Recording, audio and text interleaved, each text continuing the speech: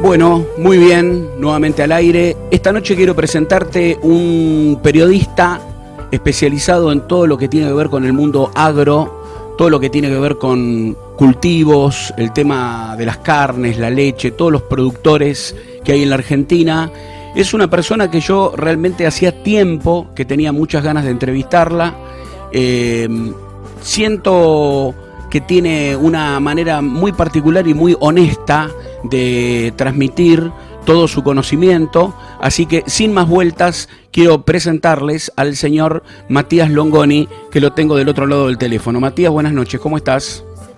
Buenas noches, muy bien, gracias por la invitación a conversar. Bueno, quiero decirte que hace tiempo que te veo en la tele, vos tenés un programa y una página llamada Bichos de Campo, y la verdad que me gusta mucho escuchar y aprender sobre este tema de, bueno, todo lo que pasa en el campo, que también es una manera de entender la Argentina, ¿no? Sí, claramente. Es imposible entender la Argentina sin saber lo que sucede en su sector agropecuario, por múltiples razones, culturales, económicas, políticas, pero estoy de acuerdo con esa definición. Hay mucha gente que vive en la Argentina y que no tiene idea de lo que es la Argentina, sí, y se queda con una postal fragmentada de su propio territorio, sí. y la verdad que es mucho más amplio, mucho más abarcativo todo, mucho más rico, tiene matices, tiene un montón de cosas, de historias, Sí. de vasos vinculantes, y bueno, es lo que trato de contar yo. Para arrancar, yo pienso así como para ver todo el panorama desde arriba. La primera pregunta sería, ¿hay manera de que pueda convivir dentro de Argentina lo que tiene que ver con la producción y los productores de campo y los gobiernos? Es decir, la eterna rivalidad entre lo privado y lo estatal.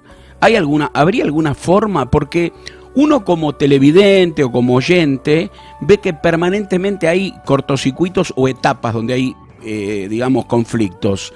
¿Habría una manera? Sí, ya conviven mal. O sea, bueno. es inevitable que convivan. No, que convivan bien, quiero decir, que haya un juego aceptable y que más o menos la cosa vaya para adelante, sin conflicto. Conviven mal, ¿viste la figura de Robin Hood y el bosque de Sherwood, donde el príncipe Juan y el otro, el retardado de su hermano que quedó de rey? Sí. Cuando Juan se fue a las cruzadas empezó a cobrar muchos impuestos. Finalmente la convivencia está, la clave para entender la convivencia y por qué es mala está un poco en este bosque de Sherwood, digamos, donde el comisario Sí.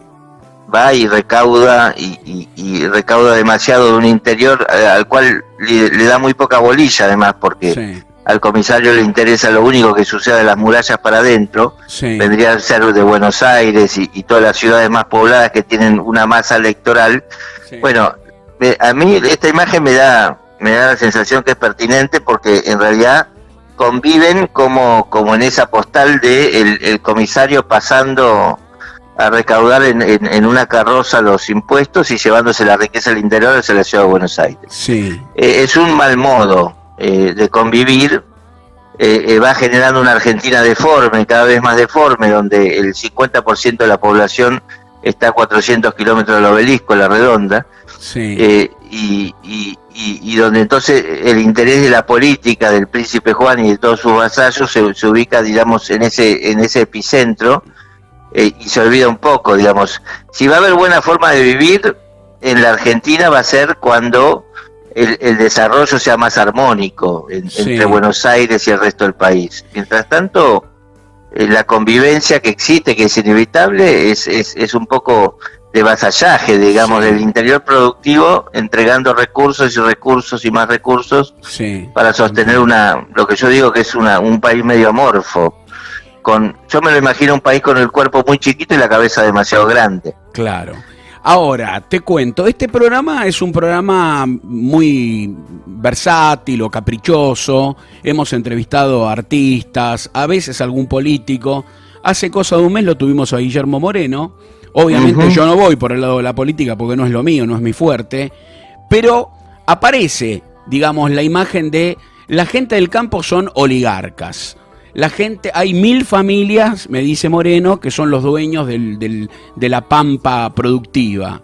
Entonces yo sé que sos conocedor, te pregunto, ¿es así?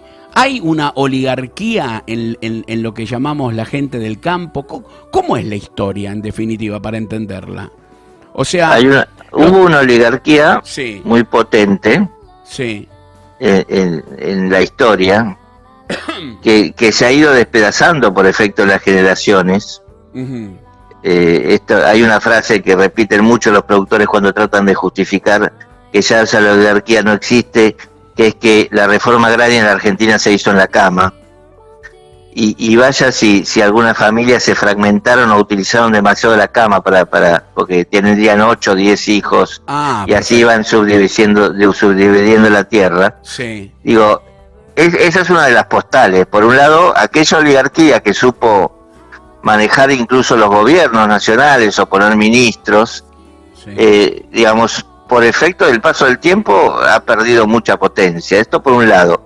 Por otro lado, es una oligarquía que frente a otras oligarquías novedosas ha venido cediendo, bajando la cabeza, agachando la cabeza. ¿Qué quiero decir? La oligarquía de los dueños de la tierra que existía, sí, frente a fenómenos globales mucho más importantes como los medios de comunicación, sí, o los sectores financieros, o incluso las propias multinacionales de la alimentación, o las multinacionales agroexportadoras, o Monsanto que te vendía el insumo maravilloso, digamos, esa vieja imagen del tipo dueño de la tierra que manejaba todos los factores de poder, sí, y de riqueza, la verdad que es bastante triste. Yo siempre digo que cuando empecé a hacer periodismo agropecuario, me contaban una anécdota, un viejo veterano periodista que hacía lo mismo que yo y me enseñaba, me decía, yo cuando trabajaba en La Nación en los años 70, tenía que mandar, cuando escribía algo sobre la sociedad rural argentina, tenía que mandarle mi nota, porque en el diario La Nación me exigían que yo le mandara mi nota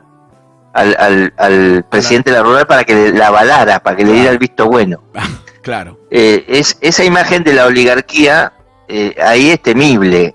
Ahora yo, después de 30 años de oficio, habiendo empezado a trabajar en los 90 en esto, habiendo trabajado en diarios y teniendo mi propio sitio, digo que me parecería lastimosa la imagen actual del presidente de la sociedad rural o de otras entidades agropecuarias implorando casi o haciendo mucho esfuerzo para que sus opiniones sean reflejadas por los diarios. Claro. Ha cambiado, quiero decir, esa vieja oligarquía también ha cedido espacio frente a nuevas oligarquías, entre ellas la famosa casta política de la que habla algunos republicanos y libertarios, que son, sí, mucho más eficientes en el manejo del poder que aquella vieja oligarquía. Entiendo. Y entonces nos quedamos con esa postal de la oligarquía, sí, que es falsa, que pasó hace 70 años. Te cuento una anécdota. Cuando asumió Luis Miguel Echeverre hace 3 o 4 años como ministro de Macri, sí, era la primera vez después de 70 años que la sociedad rural argentina lograba poner un ministro. Sí. Después de 70 años. Bueno, había pasado un montón de agua bajo el puente en esos 70 años. Y sin embargo, en el imaginario popular, un poco porque yo creo que le conviene a los gobiernos y le conviene a todos, seguimos recreando esa vieja oligarquía. Y esa es una recreación muy injusta, muy temible, muy dañina a mi gusto, sí, porque en realidad da a entender que todo el campo es oligarquía. Y la verdad que el campo es una cosa bastante más amplia, más vasta, más compleja, que hay oligarquías en ciertas zonas donde las estancias prosperaron, pero en zonas donde los inmigrantes, muchos de ellos anarquistas, muchos de ellos comunistas, seguramente eran muchos de ellos cooperativistas, sí, vinieron a principios del siglo XX y poblaron y fragmentaron la gran estancia, digo, y esto hablo de Santa Fe, hablo de Córdoba, Entre Ríos, que está lleno de colonias, sí, digo, esa imagen de la oligarquía no se condice con eso, entonces, pero el prejuicio urbano que dice que todo el campo es oligarquía condena al resto del campo, bien, a ser tratado como si fuera una miserable oligarquía, cuando en realidad es gente común y corriente como todos nosotros, o sea que clase media, sí, en vez de urbana, rural. O sea que no son 1000 familias los dueños de la cuenca productiva. Ya no en son general, no, hay una grado de concentración como en otras actividades económicas, sí, en general menor a otras actividades económicas, qué sé yo, si vos me preguntas cuántos bancos son extranjeros, seguramente va a haber más bancos extranjeros que nacionales. Yo te pregunto, ¿cuántos productores son extranjeros? Y seguramente va a haber muchos más productores argentinos que extranjeros. Claro. Y si yo hago lo mismo con los servicios públicos o hago lo mismo con la minería, seguramente los intereses van a ser más concentrados que de lo que son en el sector agropecuario. Sin embargo, el prejuicio está sobre el sector agropecuario.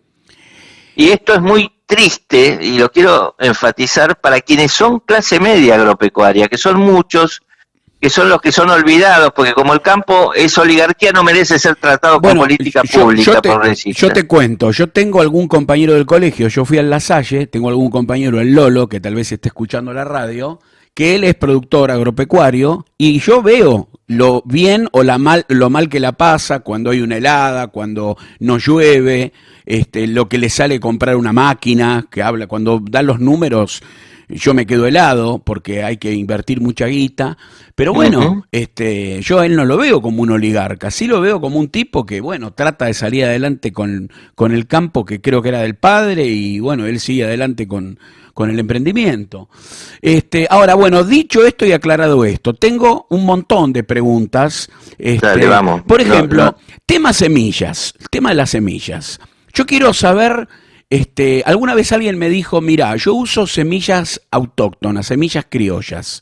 En mi campo pongo las semillas que producen mis plantas, por así decirlo.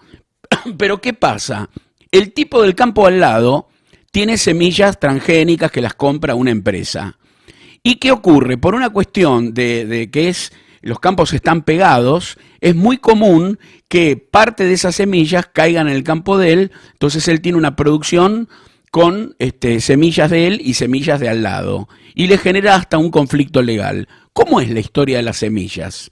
Explícanos así, lo más fácil posible, cómo es hoy el tema de las semillas, por qué se compran semillas, si hay una producción criolla de semillas propias, ¿cómo es el tema?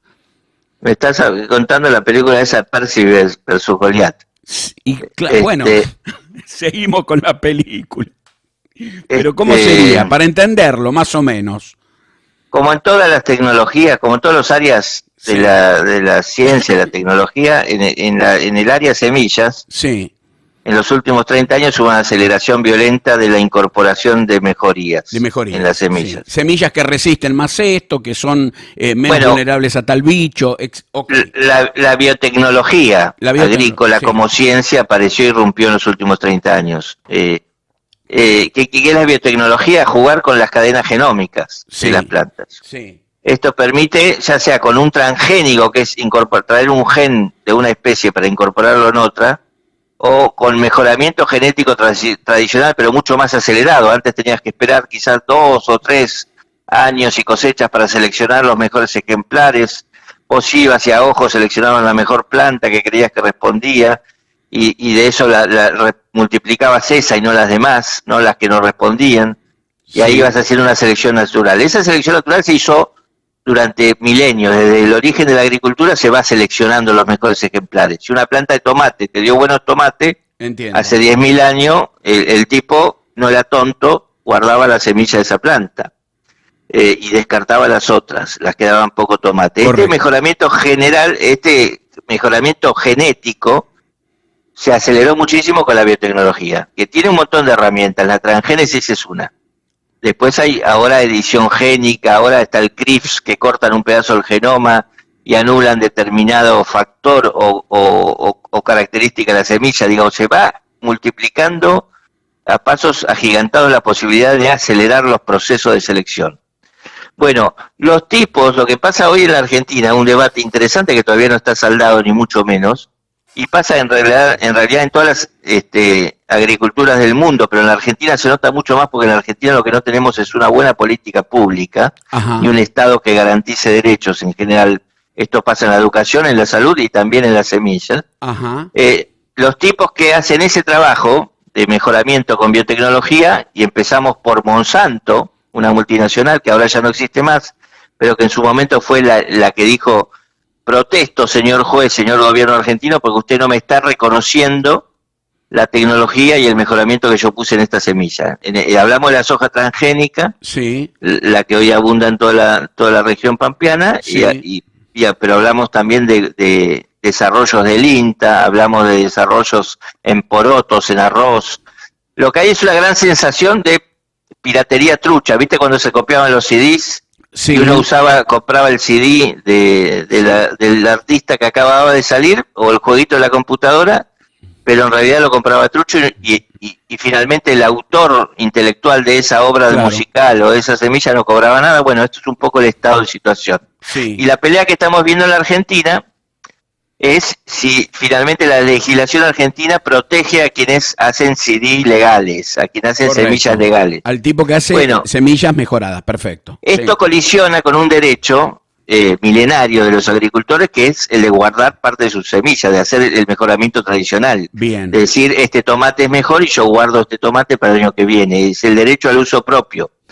Entonces hay como dos derechos colisionando: el derecho de propiedad intelectual contra el derecho de los agricultores de guardar parte de su semilla. Y- Los agricultores sí. que guardan parte de su semilla son los que dicen, bueno, yo quiero la semilla nativa, la semilla no mía. Y en realidad en el medio hay un gris donde digamos, donde hay un tráfico, un contrabando de conocimiento que generaron otros. Y hay que dirimir la discusión en algún momento. O sea, podría pasar que un productor que originalmente compró semilla transgénica y obtiene X planta, esas plantas dan una semilla, el tipo las guarda y dice, estas semillas son mías, pero en realidad provienen de una semilla que fue mejorada, ¿correcto? Sería así. Claramente, bueno, es lo que pasa en la Argentina. En la Argentina, y sobre todo en los cultivos autógamos, no pasa con el maíz. Ajá. Que tiene, en general, necesita una polinización y es más difícil multiplicar la semilla y hacer Sí. que el maíz prenda. Y entonces en el maíz en general te venden la semilla todos los años y ahí te cobran los derechos. Pasa con la soja y Sí. con el trigo, que son especies que uno puede guardar y sembrar la semillita. Ahora, el tipo que tiene un campo que busca un alto rinde va y la se corta, compra la semilla transgénica y chau, y se acabó. Todos los años es lo eso. que pasa es que estamos mezclando distintos tipos de agricultura. Una cosa es la horticultura, la agricultura de baja escala, Sí, la agricultura campesina en pequeñas superficies, y sí. otra cosa es la agricultura más industrial, más extensiva, Entiendo. que maneja la semilla ya como un insumo adicional, como Bien. un costo, pero que sabe que todo el mejoramiento que hubo en esa semilla no le va a causar incertidumbre. Lo que vos es un negocio, y lo que Entiendo. menos te puede suceder es que haya factor incertidumbre. Imagínate que vos comprás, decís, no, me pudrí de la soja transgénica, esta soja de Monsanto no la compro porque es colonialista.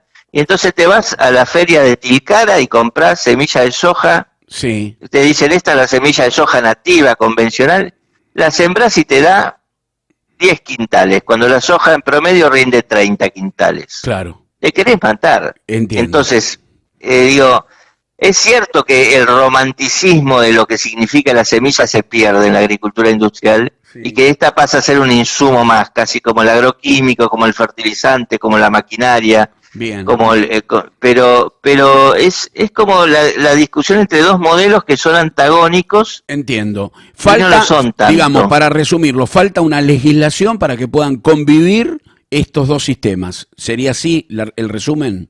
Sí, y la Argentina está en esta legislación, con esta legislación pendiente hace 20, 30 años, que no lo resuelve. Sí. Otros países de la región lo han resuelto.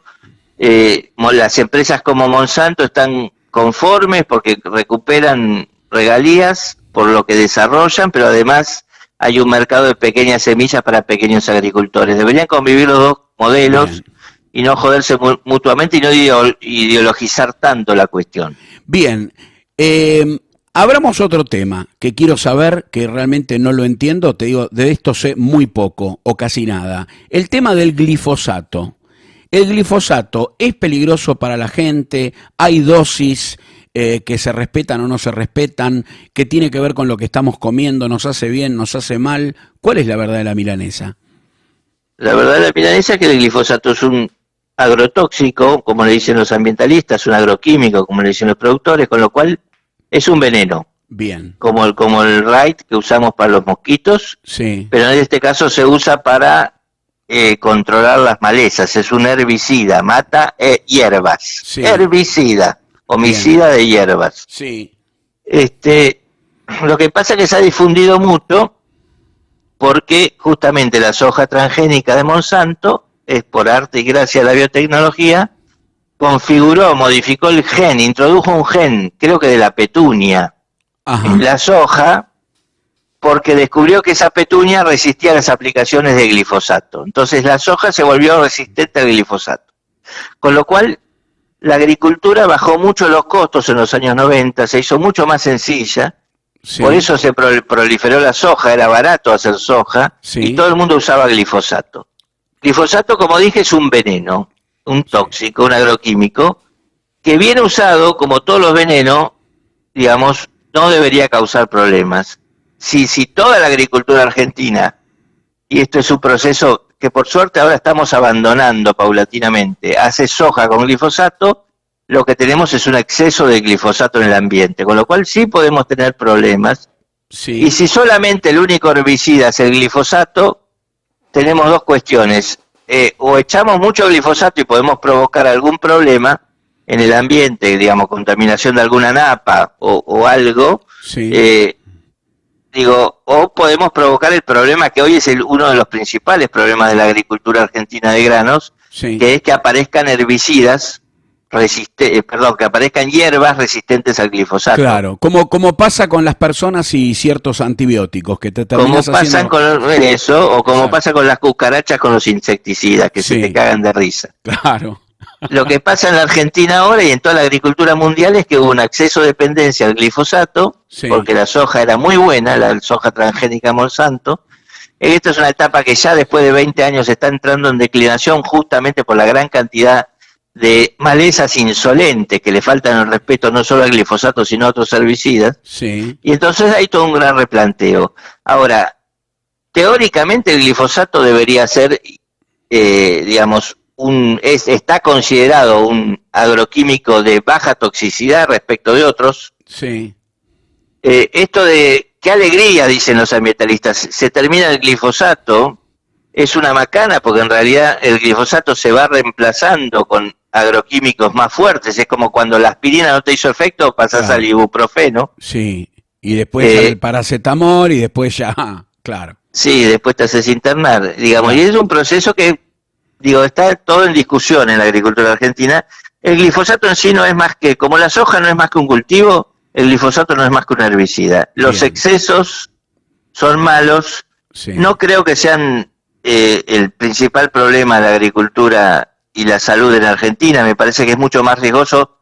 El glifosato se usa en cultivos extensivos que en general no son consumidos directamente por los seres humanos. Bien. La soja no la comemos nosotros, okay, y con lo cual me preocupa mucho más. Yo siempre lo digo, va a haber un grupo de progres en Palermo discutiendo los peligros potenciales del glifosato y se van a morir envenenados por una rúcula, claro, regada en el cordón urbano del Gran La Plata con aguas hervidas claro, sí, con la bacteria E. coli. Claro, por eso siempre decimos, laven bien la verdura. Ahora, por ejemplo, la soja, ¿quién la come? La soja esa que viene con glifosato, ¿quién la consume? La mayoría de la soja que produce la Argentina, que son 40, 50 millones de toneladas y que es su principal fuente de ingresos, sí, se muele en la Argentina. Entra a grandes fábricas que están todas cerca de los puertos, en el río Paraná. Sí. De ahí se muele, es un porotito que sí, se muele y de eso se extrae el aceite. Ajá. El aceite de soja es el principal subproducto, pero en realidad lo que queda del aceite de soja de la extracción, o sea, la harina que queda, la soja sin el aceite. Sí. Ahí dejé de escucharte. A ver qué pasó. Hola. Hola. Yo te escucho bien. Ahora sí, ahí volvió. Me decías, la harina que queda... Es el principal producto de exportación de la Argentina. Son los pellets de soja, la harina de soja, sí, que es lo que más exporta la Argentina. Bien. Es esto. Ahí se empezó a cortar un poquito la comunicación. Uy, no. A ver, no, ahora estamos bien, de vuelta estamos bien. Me moví. Bueno. A ver. Sí. Quiero decir, la harina de soja es un insumo fundamental para los alimentos balanceados, sobre todo para cerdos, para pollos, para ganado, en los filos. Sí, Se exporta mucho a China, a Europa. Y el sí, aceite de soja es un aceite de mediana calidad comestible, sí, que se compara, por ejemplo, con el aceite de palma que produce Indonesia, que es de menor calidad que el aceite de maíz o de girasol que consumimos nosotros en nuestra ensalada, sí, de señor. mucho menor cantidad, de mucho menor calidad que el aceite de oliva, pero que Sí, es un aceite que se usa en la mayoría de los alimentos industriales. sí, Cuando uno, qué sé yo, va a comprar qué sé yo, un puré prefabricado, que se fije, porque seguramente el aceite de soja es el contenido oleico de ese producto. bien, Se usa bien, muchísimo. bien. La soja, ¿es verdad que agota el suelo y que habría que rotar y que habría que, digamos, ir intercalando con otros cultivos o no? Lo que agota el suelo es el monocultivo, El hacer siempre monocultivo, lo mismo. hacer siempre lo mismo, correcto. Pero me imagino, Por sí, eso los bolivianos que tienen fincas en los cordones y que hacen una agricultura muy intensiva, que sacan 4 cosechas, eso, 3 lechugas, 2 tomates, tienen si uno se fija en las líneas de los bolivianos que traen los modelos de agricultura del altiplano, sí, de su zona de origen, hacen un surco de una cosa, un surco de otra cosa, 2 surcos de lechuga, 3 surcos de morrón, 4 surcos de flores, sí, porque van rotando los cultivos en una pequeña superficie. Bueno, en una agricultura extensiva de miles de hectáreas, de cientos de hectáreas, sí, lo que hay que hacer es un programa de buenas rotaciones. En la Argentina, eso la verdad que no se está haciendo bien en la claro. agricultura extensiva, y eso está agotando los suelos, y esa imagen de la pradera que inagotable, que nos da de comer a todos y es la mejor y la más productiva del mundo, desde hace rato que es medio mentira. ¿Qué quiere decir que se agotan los suelos? Que se va terminando la materia orgánica, que es el contenido de humus, Sí, pero a su vez se van terminando los minerales, los nutrientes que tiene ese suelo. sí, señor. Entonces, un cultivo como la soja, capaz que te deja algo de nitrógeno, pero se lleva mucho de otros nutrientes. Y si vos no le ponés quizás una gramínea, un maíz, un trigo, una pradera ganadera o algo después que Sí, recomponga ese mineral, lo que estás haciendo es exportar finalmente los minerales que tenías en tu suelo. claro. Y debe haber productores que lo hacen o que tienen vacas y que ponen las vacas donde estaba la soja y ponen soja donde estaban las vacas o ponele. Hay, pero no todos, claro. El viejo modelo argentino de la chacra mixta que combinaba ganadería con agricultura Claro, era muy bueno en términos de sustentabilidad, porque después hacías un claro. cultivo, después ponías las vacas bosteaban sobre el cultivo, con eso fertilizaban. Digo, Correcto. y era un círculo que hoy se está tratando de recuperar en algunos lados, pero la verdad, honestamente, la rotación en la Argentina es una gran deuda pendiente, y esto tiene mucho que ver con la presión fiscal o cuánto el Estado saca de cada cultivo. Bien. Y los costos, tiene mucho que ver con la economía también, y tiene mucho que ver con la economía agropecuaria. Hablábamos de la oligarquía al principio. Sí, señor. Claro. 1000 familias manejan el campo argentino, dice Moreno, que para mí es un gran idiota, pero bueno, eso es otra cosa. Digo, en realidad 1000 familias pueden llegar a ser las dueñas del campo argentino, pero en la Argentina hay 70.000 productores de soja y la mayoría alquilan las tierras, en todo caso a esas 1000 familias o a los herederos de esas 1000 familias. Bien. Entonces tenés la vieja de Barrio Norte, que todo lo tiene, le quedaron 300, 400 hectáreas de la división, enésima división de las tierras de la familia histórica, le quedó la foto sepia y las 1000 hectáreas. Sí. De las 1000 hectáreas no las va a producir la vieja Barrio Norte, que es una incapaz para producir porque no le interesa, porque no vive en el campo, por lo que sea, pero Sí. tiene una renta anual. Digo, tenemos un problema en la Argentina, que tenemos 2 grandes socios bobos, digo yo, de los productores, que además los productores son bastante bobos porque son los que corren con todos los riesgos del negocio agrícola. Sí. Los 2 socios bobos del productor agrícola extensivo son el Estado, que se lleva una parte del valor bruto de la producción por vía de las retenciones, y la vieja de Barrio Norte, que es la dueña de la tierra y que supone un costo tan importante como el de las retenciones. Entonces, Sí. ya cuando vos te largás a sembrar y te dice, si el agrónomo viene y te dice, che, hacer rotaciones de cultivo, que es bueno para la tierra, el suelo, bla, bla, bla, bla, bla, vos decís, pero mis márgenes no cierran con estos dos socios bobos. Yo estoy pagando alquiler, en el 70% de la superficie agrícola argentina se hace bajo arriendo, bajo alquiler. Sí. Y además me está descontando el Estado retenciones que implican que lo que vale $500 afuera, a mí me lo pagan 300. Sí. Digo, ¿cómo hago para ser sustentable en ese contexto? Y esta es una gran pregunta de la agricultura argentina. Es medio hipócrita todas las posiciones que hay en discusión. Por supuesto, la rentista no quiere que le saquen su renta anual, con eso capaz que se va a Miami una vez al año, qué sé yo. Sí. Y el Estado, por supuesto, tiene un déficit fiscal galopante y tampoco quiere resignar su parte de la torta. Entonces, no tenemos sustentabilidad en el agro argentino y no la estamos buscando, eso es lo peor, y nos estamos comiendo la gallina de los huevos de oro, que era esa pradera pampeana muy fértil, que Bien. ya no lo es tanto y que está perdiendo fertilidad a pasos agigantados. Leo algunos mensajes que llegan al WhatsApp. El WhatsApp es el 1135939496. El Marto de Avellaneda pregunta con quién estoy hablando. Estoy hablando con Matías Longoni del programa Bichos de Campo, periodista especializado en el tema agro. Pregunta Luisito, ¿cómo es el tema de las retenciones en otros países que también tienen producción agrícola ganadera? No existen. No existen. No, la retención es un peaje a la exportación. Bien. Teléfono. En general, sí. los países no imponen peajes a sus exportadores, los alientan. En Uruguay, Brasil, Chile, Bolivia, Paraguay no existen las retenciones. Bueno, WhatsApp del teléfono terminado en 47 dice, Vicentín, tema Vicentín, ¿es verdad que compraban a productores granos en negro y de ahí es que no podían justificar parte de sus negocios? Bueno, acá yo no tengo idea.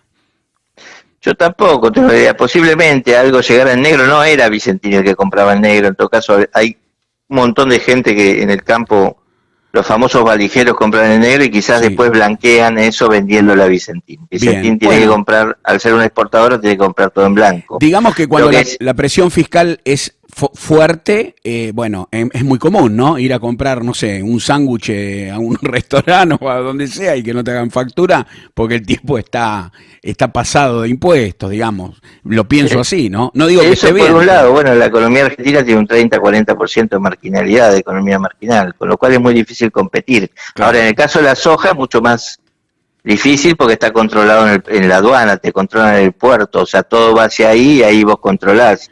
Bien. Yo creo que Vicentín el problema es otro, en realidad es que compraba soja sin, digamos, estaba en una rueda financiera enorme, monumental, sostenida con financiamiento, a veces estatal, a veces no, y en realidad en un momento es como la incertidumbre que pasa ahora con Massa, con el gobierno, con Guzmán, digamos. Si vos no le crees, en realidad vas a querer cobrar tu soja. Y cuando Vicentín tuvo la primera mala noticia, todos los productores le dijeron, mirá, Vicentín se cae, vamos todos a cobrar la soja. Bien. Que le habíamos entregado sin precio, sin pagar a futuro. Y claro, y Vicentín no pudo hacer frente y ahí se desmoronó. Bueno, te cuento, Matías, que acá en la radio tenemos una sala de chat donde hay oyentes que escriben y elijo algunos mensajes que tienen que ver con lo que estamos hablando, porque otros hablan de San Lorenzo, hablan de otras cosas. Vos sos hincha de Platense, ¿no? Soy hincha de Platense, sí. Bien. ¿Y sos de ahí de la zona? ¿Sos del barrio? Crecí en Saavedra de los 15 años hasta ahora y ahora vivo enfrente, en Villa Martelli. Perfecto. Dice el oyente Popular Legend, porque acá cuando entras al chat el sistema te asigna un nick, dice Popular Legend, de un campo que da como mucho 40 quintales de soja de renta, se pagan 17 quintales. Eso con mucha suerte y viento a favor. De renta no, de alquiler. Será, claro, bueno, dice, con el resto de los 23 quintales hay que pagar retenciones, IVA, ingresos brutos, ganancias, bienes personales, impuestos al camino inmobiliario, sellos y patentes. Sí, bueno, y hay que vivir, y es un solo ingreso anual, no es un ingreso todos los meses, a fin de mes, vos tenés que guardar, y por eso están los silobolsas, guardando la soja para volver a sembrar, y en todo caso también para vivir en lo que queda del año. Es una lógica que muchos no entienden en la ciudad de Buenos Aires, Sí. pero es una lógica totalmente distinta. Nosotros que tenemos ingresos mensuales o vamos viendo, pichuleándola, Bien. es una sola cosecha, lo sumo le puedes agregar un trigo en el verano. Ok. Y por supuesto tenés que almacenarla y administrarla de otra manera. Es cierto esto que decía el oyente, digo, si vos alquilás en un buen campo que te da 40 quintales de soja, 40 quintales de soja son 4.000 kilos. Un quintal son 100 kilos. Y si de eso 17, 15, 16 tenés que dedicarlos al dueño del campo, después viene el Estado, te zampa el 33%, y te baja todos los precios artificialmente, y después tenés las provincias con los impuestos inmobiliarios. Se estima, hay estudios de unas fundaciones agropecuarias bastante serias, diría yo, Sí. que dicen que en este momento el 65% de lo que produce una hectárea de soja va a parar a los estados provincial, nacional y municipal por distintas gabelas, con lo cual te achicaron el negocio, la posibilidad de negocio mucho, y esto explica otro prejuicio urbano, es que la soja sigue creciendo y creciendo. La soja está achicándose en la Argentina. Ajá. El mejor negocio de la Argentina se está achicando porque no da para arriesgar en algunas zonas que no son tan productivas. ¿Y qué hace? ¿Y qué hace el tipo que dice, bueno, no hago más soja? ¿Qué hace? ¿No hace nada o qué hace? No, bueno, por suerte en algunos casos han ido a una rotación más adecuada, han incorporado el maíz. En el maíz ha sido una mejor opción agrícola en un par de años, Sí. mucho mejor que la soja, porque criticamos mucho al macrismo, pero una de las cosas que hizo bien el macrismo es bajar y eliminar las retenciones al trigo, al maíz y a todos los restos de cultivos, con lo cual favoreció la rotación de la cual hablábamos hace un rato. Fue más tentador económicamente hacer otros cultivos. Bueno, y por otro lado se achica el área de siembra. Hay zonas que en la Argentina podrían estar sembrándose, en el norte del país, en zonas más marginales que no son tanto de la zona pampeana núcleo, que no se están sembrando porque como la productividad no es tan grande, el riesgo es enorme.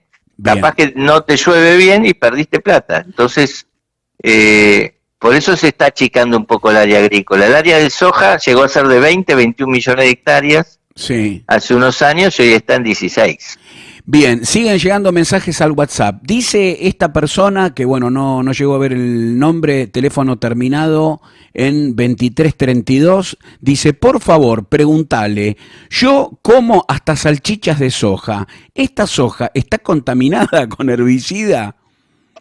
No está, bueno, no hay rastros. Cuando la soja entra a un proceso de molienda, la soja transgénica convencional que se trató con glifosato, Sí. no quedan rastros de glifosato. O sea, Bien. la Bueno, sometes a un proceso industrial que borra esos. De todos modos, las salchichas y todos los alimentos hechos a base de alguna cosa de soja, en general son con sojas convencionales, que son mucho más controladas y no hay riesgo. Bueno, le mandamos un saludo al Lolo Ojea, que está ahí en provincia de Buenos Aires, que tiene campo, no sé si está escuchando.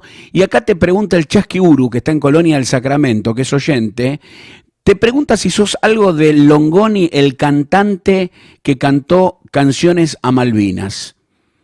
No sabía que había un Longoni. Bien, bueno. Pero en general no soy cantante de ninguno Longoni. No soy pariente de ningún Longoni más o menos famoso, ni de Pablo Longoni, el fotógrafo Clarín. Hay como una gran rama de Longonis. Bien. En la Argentina yo soy de la rama chiquita que no tiene pariente. Bien. Bueno, vamos al tema carnes. Hoy yo me metí en tu Twitter y encontré algo así, con mucho humor, que decía que se viene la película Cuento Chino 2. Recordemos que la película Cuento Chino empieza con una vaca que circunstancialmente cae desde un avión y parte de una embarcación. Es el principio y el final de la película que trabaja Darín y bueno, y trabaja este actor chino, bueno, una muy linda película argentina. Porque vos de alguna manera decís como que la carne vuelve a estar en las nubes. ¿Qué pasa con la carne? ¿Va a aumentar? ¿Cómo es la historia? Bueno, eso hace referencia a que la vaca, que es la vaca es la hembra, digamos, que en general uno guarda en el campo para que tenga un ternero al año siguiente, pero que va cumpliendo su ciclo de vida útil. Entonces vos tenés una vaca que tuvo 4 o 5 terneros Sí. y ya le cuesta quedar preñada, y entonces ¿qué hace? Come pasto, y entonces no, pero come pasto y no es productiva, entonces la famosa vaca de descarte, Sí. la mandás al frigorífico y produce una carne de mala calidad, porque en general es un animal flaco, de ese que nosotros no comeríamos. Ajá. Es el famoso asado de coto, ese que te ponen lleno de grasa, con los precios cuidados, que nadie comería en la Argentina porque Sí. es un animal flaco. Bueno, esa vaca que nosotros despreciamos hace un tiempo tiene un altísimo precio en China. China Ajá. empezó a comer carne, hay una revolución respecto de esto. Sí. Hay un país que tiene 1.500 millones de habitantes que de golpe empiezan a transicionar de dietas basadas en los vegetales, en el arroz básicamente, a dietas con proteínas animales. Entonces la leche, la carne, el cerdo, todo está revolucionado por China. Que es lo más caro, ¿no? La proteína animal es lo más caro, siempre. Es más caro porque es más caro producirla. Claro, tiempo. Y dentro de lo costoso que es producir la proteína animal, es mucho menos costoso producir en 40 días un pollo, en 9 meses un cerdo, Sí. o en 4 años una vaca, con lo cual la proteína de carne vacuna es de las más caras. Correcto. Y lo que está sucediendo ahora es que los precios, hubo un primer boom de la importación de carne de vaca de China, fue un gran cuento, por eso digo, es la saga del cuento chino, porque ya lo pasamos esto. En los últimos años China está importando el 75% de la carne que exporta a la Argentina. Ajá. Y en general es esta carne de baja calidad que los argentinos no queremos. Y lo que había pasado es que en algún momento China se cansó y hizo de todo para bajar los precios, inventó casos de COVID, controlaban COVID, inventaban tragedias. De hecho bajó mucho los precios de la vaca y parecía que se desarmaba ese negocio, y ahora lo que se siente en el mercado, y por eso vuelve la saga del cuento chino, es que volvieron a comprar porque necesitan evidentemente esta proteína animal y están volviendo a subir los precios. Entonces parece de vuelta que las vacas vuelan. Y esto es importante para la economía argentina, por lo menos para la economía ganadera. Años atrás, yo me acuerdo que había una discusión que se veía mucho en las radios y en la tele sobre la cantidad de cabezas faenadas, que nos quedábamos sin una cantidad de masa crítica de vacas. Todo eso, ¿cómo lo podrías explicar resumidamente? ¿Cómo es el negocio, digamos, de la producción de carne? Vos necesitas una cantidad, digamos, de vacas que van produciendo, tenés que faenar con cierto porcentaje. ¿Cómo es la historia? Yo cuando nací, yo tengo 53 años. Sí. Nací en el 68. Sí.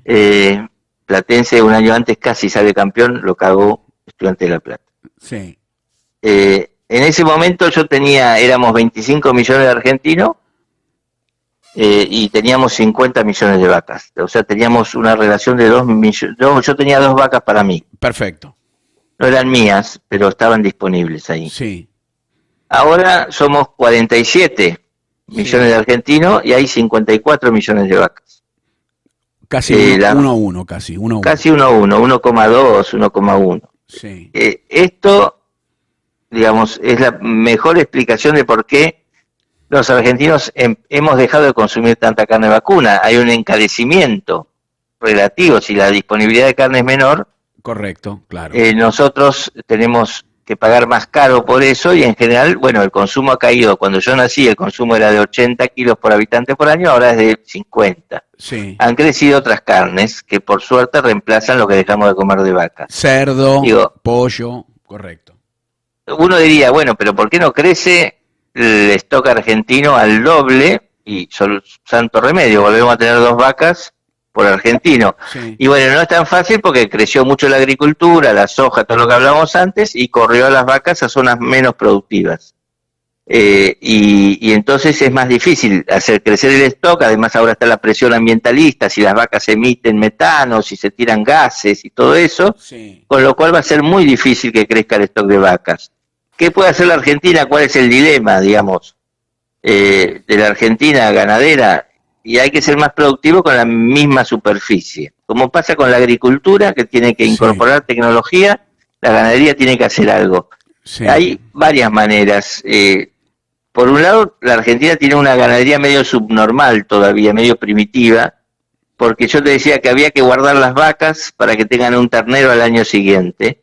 Y la Argentina guardamos 100 vacas, pero tenemos 62, 63 terneros, con lo cual tenés ahí un 40% de las vacas que son improductivas. Primer tema, hay que hacerlas productivas, esto tiene que ver con incorporar sanidad, con buena alimentación, con un montón de cosas. Sí. Y la otra cosa que estamos haciendo los argentinos de mal modo, y que podría mejorar rápidamente la producción de carne para poder volver a tener un consumo más holgado y para poder exportar los excedentes, es que estamos comiendo no vacas, no novillos, no animales adultos. Ternero, claro. Estamos comiendo adolescentes. Exacto. Estamos comiendo chicos, para que la gente tenga una idea brutal y lo entienda el concepto, chicos de 12, 13 años, que no han llegado a tener un desarrollo corporal y por lo tanto tienen menos kilos de carne en una carcasa de huesos. Y esto es una situación insólita en la Argentina, porque la Argentina podría producir carnes de mucho mayor volumen, adultos, y entonces podría sacar 50, 60, 80, 100 kilos más de carne por vaca, que va al matadero y no lo hace. Que eso tal vez implicaría un par de años de bancarnos con un consumo más restringido o sustituyendo con otros alimentos, y en 3, 4 años volvés a tener una cantidad importante de cabezas. ¿Sería así? Sí, bueno, implica en realidad cambiar también la lógica, financiar al productor para que pueda retener ese animal y dejarlo engordar un poco tiempo más en el campo. Sí, ahora, la carne argentina en el mundo es muy valorada porque la carne, digamos, son animales que pastan tranquilamente en el campo, pero cuando vos empezás a meterle nueva tecnología, empezás con alimento balanceado, o sea, le empezás a cambiar un poco la calidad de esa carne. Hay ¿verdad? como dos modelos. El modelo tradicional argentino, el del novillo pesado que iba a Europa y que ahora perdió terreno, en realidad era el modelo del novillo terminado a campo, que te llevaba 4 años llegar a los 500 kilos. Pero era pasto. En los 90 irrumpió la tecnología de los feedlot. Es una tecnología que básicamente es darle granos, apurar el proceso, porque los granos tienen mayor concentración de proteínas y de cosas que el pasto. Entonces, el efecto conversión de grano de alimento a carne es más rápido. Sí. Los feedlot irrumpieron y se están usando bastante para terminar los animales. En Estados Unidos, los novillos pasan quizás 2 años adentro de un feedlot a granos y terminan siendo unas moles de 600, 700 kilos. Claro. Aquí en Argentina todavía el pasto es el principal alimento de los vacunos. Muchas veces se termina con el feedlot, pero aún así la participación del feedlot es muy chiquita, con lo cual salimos con animales de 350 kilos. Pero con buena calidad de carne, digamos. Muy buena calidad de carne, porque te estás comiendo un adolescente. Vos cuando decís pasto, ¿estás hablando de plantas que crecen en forma natural o que el productor las tiene que sembrar? De las dos. Estoy hablando de las pastizales. Hay una revalorización importante en los pastizales nativos. Sí.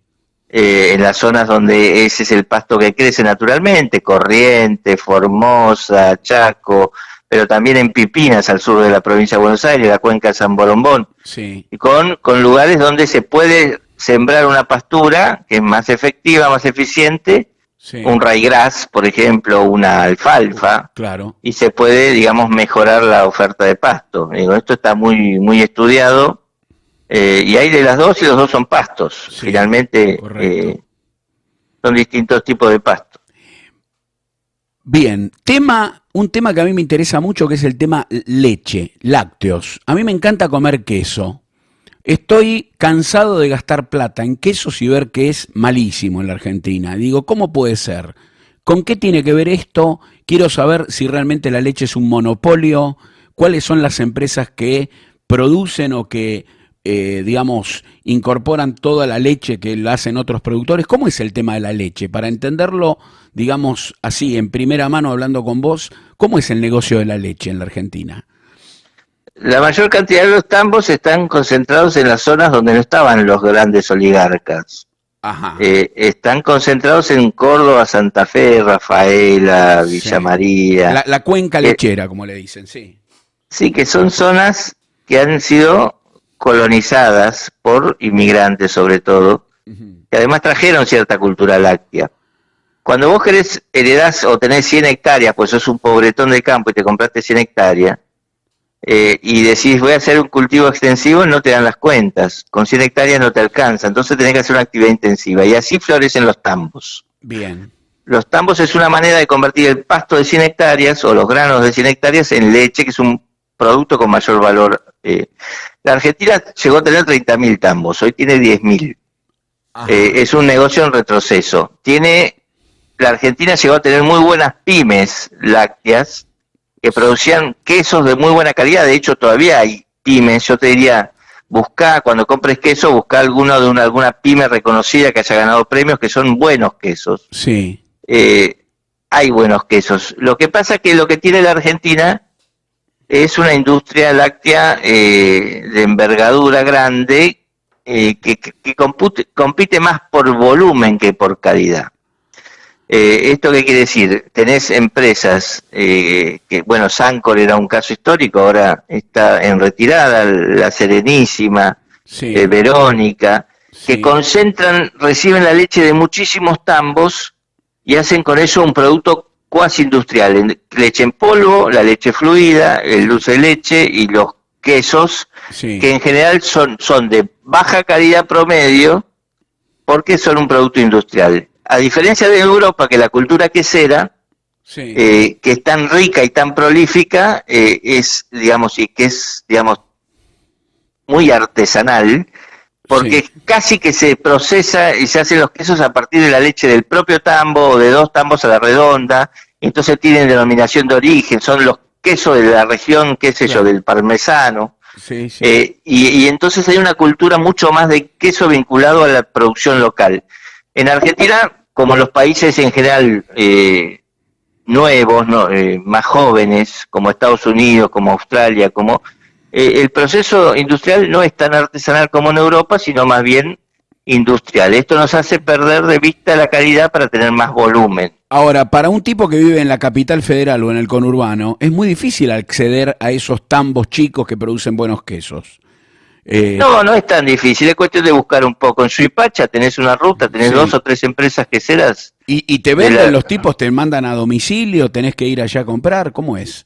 Yo ya te digo un dato, pues hice la nota hace poco. Fernier, Ah, bueno, en Fermier, sí, bueno, ruta Fermier. 5, Sí. ruta 5, lo que pasa es que puede ser costoso. Claro, claro. Porque los productos artesanales son mucho más costosos que los industriales. Vos cuando subís escala de producción bajás costos. Hoy el queso del supermercado vale más o menos 1.000 mangos el kilo, promedio. Tenés de 800, tenés 1.200. El queso de rallar, olvídate, ya es carísimo y generalmente no está estacionado. Digamos, yo lo que hago es comprar un pedacito de sardo y lo envuelvo en papel manteca y lo espero. Y en un mes es otra cosa. Pero bueno, hay que tomarse el laburo. Ahora, Sí. El tema de la leche tiene un montón de subproductos, la manteca, la crema, los quesos de untar, ¿todo eso sale de la misma cuenca lechera, digamos? Sí, todo eso sale de la leche. Y que a su vez la leche es maravillosa, pues el 90% de la leche es agua. Claro. Vos laburás todos esos subproductos con el 10% de sólidos que tiene la leche. O sea, 1 kilo de queso son 10 litros de leche, más o menos, en general. Claro, esa es la relación más o menos, sí. Bien.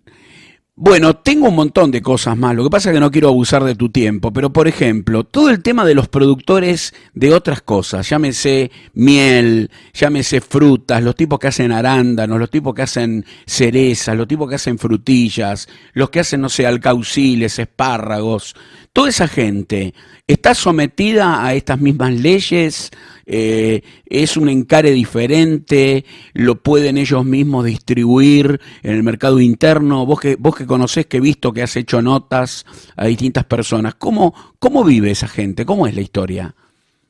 Y es muy linda la pregunta. En general, esa gente es bastante sufrida porque le cabe en la general de la ley de la economía pampeana. O sea, Sí. el gran imaginario citadino que repercute en las políticas es el de que son unos grandes oligarcas que merecen un tratamiento, Sí. digamos, del comisario del bosque de Sherwood, porque son malos y son parte de esa gran oligarquía, digo. Y es triste porque la mayor parte de esos emprendimientos están en economías regionales, en zonas colonizadas por pequeños y medianos productores, qué sé yo, a ver, la naranja y la mandarina, el norte de Entre Ríos. Sí, El limón, Tucumán. La caña de azúcar, el NOA. Las paltas, si las tenemos en Tucumán. sí. Qué sé yo, Los la mel- lana de la claro, Patagonia, sí, los vinos de Mendoza y del Cuyo San Juan, ahora difundiéndose mucho más por todos lados. los melones allá de Los dónde son. melones de Santiago del Estero, de la Claro. localidad de Fernández, la La, capital nacional del Asia. sí, Y toda esa gente en general no es gente que haya venido de un proceso de grandes estancias ni de oligarquía, sino que son hijos de la inmigración, tercera o cuarta generación de productores. sí, Y es muy triste porque la general de la ley de la política que se les aplica es la general que le aplicarías a un sojero, como si fuera un actor casi financiero. Y son olvidados, si no hay una política diferencial para las economías regionales. Las manzanas de Río Negro, las peras de Río Negro, son todos grandes sujetos olvidados en la política argentina sí, por esta demonización del agro y esta concepción de que el agro solamente es uno y es el pampeano. sí, Y es muy triste porque la verdad que se funden muchos productores y que los tejidos sociales en la ruralidad, en las provincias, ha venido perdiendo, digamos, sujetos a una velocidad pasmosa en la Ahora, Argentina. yo recuerdo algún presidente a la hora de asumir que dijo, vamos a considerar los productores locales, los que tienen chacras, los tipos que hacen, bueno, algunos de estos productos que hemos mencionado. Eso después no ocurre, entonces. No ocurre y es triste, y la Argentina, hay un cuadro que es hermoso para entender la situación. Lo hace el Banco Mundial, la OCDE, los organismos de estudio, esos burócratas que estudian y se dedican todo el año a estudiar una cosa. En general, los estados en el mundo subsidian a sus productores, Sí, por una serie de razones. Esto empezó con Europa, después de la Segunda Guerra Mundial, los tipos dijeron, che, qué cagada, nos estamos cagando de hambre con esto de la guerra, vamos a producir y a garantizarnos la soberanía alimentaria, la seguridad alimentaria. sí, Este concepto dio origen a la FAO, a las Naciones Unidas, a la política multilateral y a la política de subsidio de la Unión Europea. La mayor parte de los países del mundo subsidian desde el sector público, que recauda de los sectores, sí, distintos sectores de la economía, y subsidia el precio que reciben los productores, de algún otro modo, digamos, de cualquier modo. En Europa capaz que te subsidian por defender la ruralidad, qué sé yo, claro, por proteger el paisaje. sí, Acá en la Argentina, bueno, el cuadrito al que hacían referencia va mostrando qué nivel de subsidio reciben los productores en todo el mundo. Entonces tenés en Noruega, si un productor gana 158 pesos le vinieron del Estado. Es sí, el tope. Y ahí sí, tenés la Unión Europea 40 pesos le vinieron del Estado, tenés China 20 pesos en China que pensamos que no subsidia nada y que es se subsidia un montón a los productores, en Estados Unidos subsidiará 15, Brasil subsidia 4, y así correcto. seguimos y llegamos a los países que invierten la regla y donde el Estado o el sector público se subsidia de los sectores productivos. Como acá, claro. Aparecen 3 o 4 países. India, me lo acuerdo bien porque yo pensaba que era al revés, pero no, en India el Estado vive mucho de los productores y le saca 5. En la Argentina le saca 20. Claro, Y esto tiene que ver con las retenciones, pero que también con que la lógica de las retenciones se traslada a todas las economías regionales. No sí, hay políticas de estímulo de ningún tipo en la Argentina para que la gente permanezca en el campo, para que las casas no se conviertan en taperas. No hay obras en caminos rurales porque no se lucen, porque no va ningún presidente a inaugurar ningún camino rural. Los correcto. trenes, hoy tuvimos un tren que volvía, pero la verdad que los trenes en los pueblos se han desmantelado todos. Salís 20 kilómetros de cualquier pueblo y ya no hay señal de celular. Y entonces es muy difícil sostener la vida Sería rural. algo así como que, digamos, aplicamos lo peor del capitalismo y la parte buena de lo que podríamos llamar un socialismo no la utilizamos. La parte esa del socialismo la dejamos para el relato, para el discurso, para la tribuna, va. Algo Somos así. socialistas a la hora de sacarle renta a otros Sí, pero no somos socialistas a la hora de construir un país equilibrado, eso Ahora, claramente no. vos sabés que este tema de los pequeños productores a mí me apasiona, porque yo soy fanático de la Patagonia, ¿no? Y cuando voy a algún lugar, qué sé yo, el Bolsón, el Hoyo, todo por esa zona, por ejemplo, me encanta ir a las chacras a comprarles verduras, fruta. Tengo algunos conocidos, el que hace frambuesa, el que hace cereza, y me pongo a hablar con los tipos. Y Ujú, realmente hacen un trabajo, pero tremendo.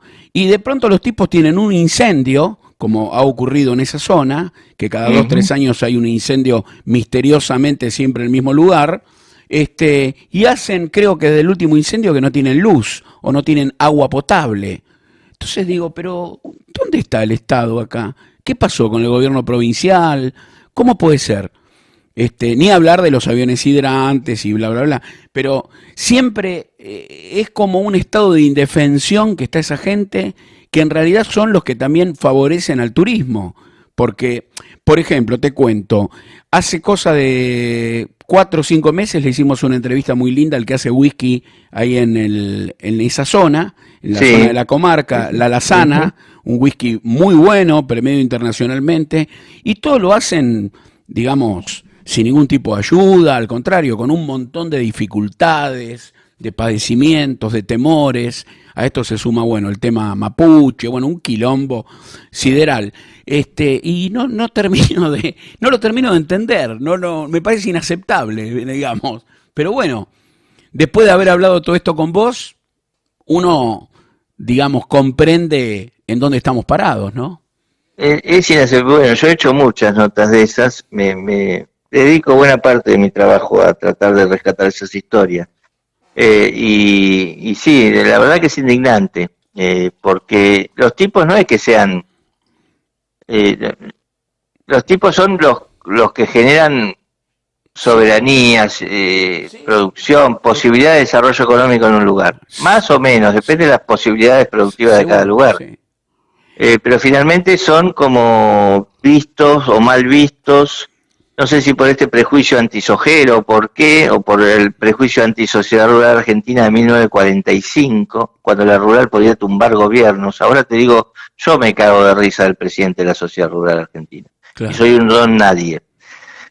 Pero la gente no entendió eso, y lo que le falta a la Argentina es madurar una política agropecuaria, saber primero cómo quiere poblar sus territorios, Claro, claro. y tiene mucho más que ver con la producción y la economía. Pero bueno, esta lógica, y lo que a mí me pasa cuando entrevisto a esos tipos, a los que hacen dulces, a los que hacen, qué sé yo, frutas, Sí, eh, y,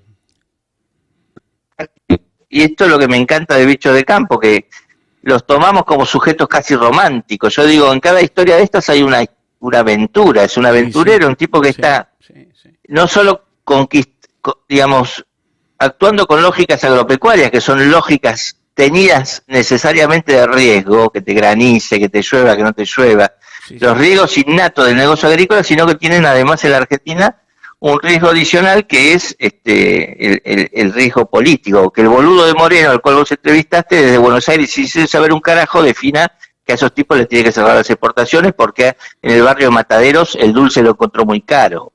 Claro. Digo, con esta crudeza lo digo, perdón Sí, que sí, te está bien. digo, pero hay un riesgo político y un riesgo del desprecio de la urbanidad, de la urbe argentina, de la Sí, inteligencia argentina, esa que se reúne en grandes universidades y en grandes coloquios en la ciudad de Buenos Aires y no tiene idea de lo que pasa más allá de la General Paz, que es muy triste, y estos aventureros lo sí, sufren muchísimo, sufren la discrecionalidad y la apatía y el abandono de las clases políticas. La Argentina es un sí, país agropecuario sin política agropecuaria. sí. Quiero decirte también que estuve leyendo muchos de tus posteos en Twitter y me he dado cuenta que vos sos un tipo, a ver, que apuntás a, a la unión, al abandonar ciertas frases que son chocantes o que generan discordia. Me he dado cuenta que, si bien, bueno, obviamente conoces cómo funciona todo este negocio y estás disconforme en distintos gobiernos, porque alguno podrá ubicarte, el que está escuchando, decir, ah, está con este, está con aquel, pero me he dado cuenta que vos sos bastante, digamos, estás a favor de un consenso, ¿no? Y de poder, bueno, lo que te decía al inicio de la charla, de poder generar una convivencia de alguna manera amistosa, orgánica, que funcione para que el país vaya para adelante. Le cuento a la gente. Me encanta que te hayas dado cuenta de No, eso. por supuesto, eso está clarísimo. Aunque has tenido enfrentamientos con distintas personas de distintos gobiernos, ¿no? También estuve leyendo por ahí, que no viene al caso. La pregunta, ya como para ir llegando al final, ¿has viajado por todo el país, Matías, con tu actividad? ¿O debes conocer mucho, no? Casi que sí, casi que no me falta nada. Las provincias todas, sí. Sí, Me faltan parajes, lugares, zonas que me falta por descubrir. Ahora en unos días, con suerte, me voy a una zona que, que- que merece más atención, que es Formosa y el Chaco salteño, digamos, donde sí. empiezan las yungas, porque es una de las zonas que me faltan. Y así voy como cubriendo un como cubriendo un mapa. Sí. Sí, estoy tratando de cubrirlo desesperadamente antes de volverme demasiado viejo. Para todo aquel que quiera saber cosas sobre el campo, sobre la agricultura, notas interesantes sobre gente que hace cosas, también sobre ciertos temas que tienen que ver con la política, la realidad argentina y todo el vínculo entre el gobierno, no solamente esto, no solamente digo, sino los anteriores, les recomiendo que ingresen a la página Bichos de Campo, que es la página que vos llevas adelante con un equipo muy grande de gente. Bichos de Campo está ahí en internet, se las recomiendo fervientemente porque está muy buena, es muy interesante, un montón de contenido. Y para terminar, algo que no tiene que ver con todo lo que hablamos. En una foto, que creo que es la foto que elegimos hoy para hacer el flyer, atrás de tu imagen hay un violín, o yo he encontrado un instrumento musical. ¿Vos tocás algún instrumento? No soy un cara de rotas, no. Pero ¿No? ese violín existe, está acá atrás al lado mío en este momento. Sí. Es un violín de monte, hecho Ajá. con madera de monte, que fui a buscar especialmente recorriendo muchos kilómetros. Sí. Y ahí se cortó un Un- poquito el un- audio, perdón. Ahí estoy, ahí Sí. estoy. No, bueno, lo fui a buscar a Belén, a Catamarca, después de hacer muchos kilómetros por la ruta 40, porque ahí me dijeron todavía queda un hombre que hace violines de monte. Ah, mira, Mi tipo, pretensión, sí. mi pretensión era tocarlo, lo intenté 2 veces y después desistí. Es difícil, es un instrumento difícil. ¿Toca algún otro instrumento, Matías Longoli? Por ejemplo, una guitarra, No, no, no, no, no, nada. no. No, Canta he intentado tocar el bandoneón, tengo un bandoneón viejo, pero tampoco, tampoco. Canta de tampoco. pronto en una reunión nocturna, un asado, una zambita, una chacarera, ¿le gusta? No me olvido las letras, soy malísimo para eso, ¿no? ¿Tiene algún vínculo con el rock? No, en general a los 20 años se hacía programa de tango en radios alternativas, ¿no? O sea, con el rock nada, porque vos tenés un look medio rockero. Yo te he visto, un tipo así, un poco con el pelo largo. Yo decía, ah, debe haber algo de rock en este hombre. Es más bien comulgo con el rock en el desorden, en todo caso. Perfecto. Bueno, Matías, te quiero agradecer un montón. Hemos hablado más de una hora. La verdad que te pregunté un montón de cosas, las respondiste ampliamente, no, a mí por lo menos me desasnaste, me confirmaste algunas ideas previas que yo tenía sobre todo este mundo del campo y bueno, y la ciudad, y la política, y las retenciones, y bueno, y ojalá que podamos ir para adelante en este querido país, ¿no? Ojalá que sí, la verdad que nos lo merecemos. Te, te, te, Y bueno, y si se sirvió para desasnar un par de cosas, a mí me deja más que Te satisfecho. cuento que hay muchos oyentes que están escuchando la radio, que son veteranos de Malvinas. Yo soy uno de ellos, fuimos como soldados allá en el año 82 y yo sé que estos temas les gusta escuchar porque, bueno, quieren al país de verdad, como un montón de otros oyentes que, bueno, que no han estado en el tema Malvinas, pero que acompañan el programa y que les gusta que traigamos este tipo de entrevistados para aprender, ¿no? Que es un poco el objetivo y pasar un buen momento. Bueno, más que un saludo. El otro día estuve en Yapeyú, en Corrientes, toda esa zona, Claro. y en cada pueblito que entrabas en Corrientes había un cartel que decía este pueblo tiene héroes. Sí, señor.